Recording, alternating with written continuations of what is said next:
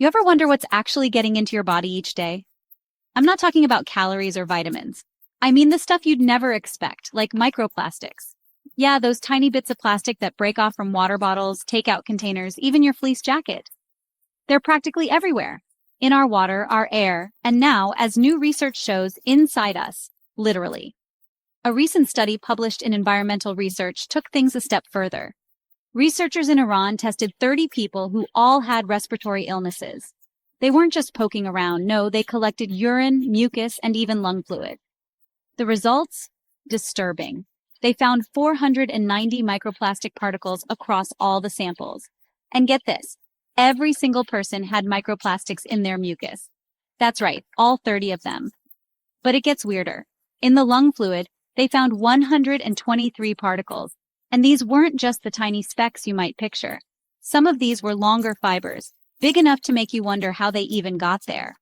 Urine samples had the fewest, but microplastics still showed up in 8 out of 30 people. So how are these plastics sneaking into our bodies? Well, we're breathing them in from the air, swallowing them in food and water, basically just living our lives.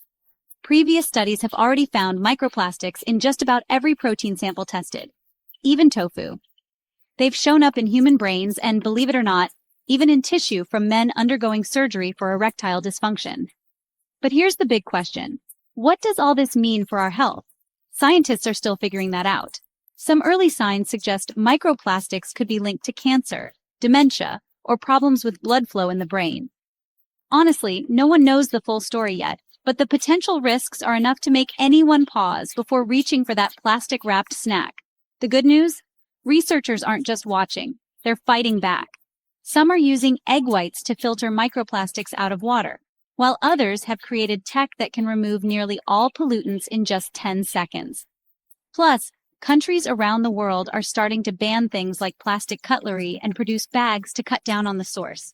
So, while we're still learning what microplastics are doing inside us, the science is clear. They're here, they're everywhere, and it's up to us to push for change.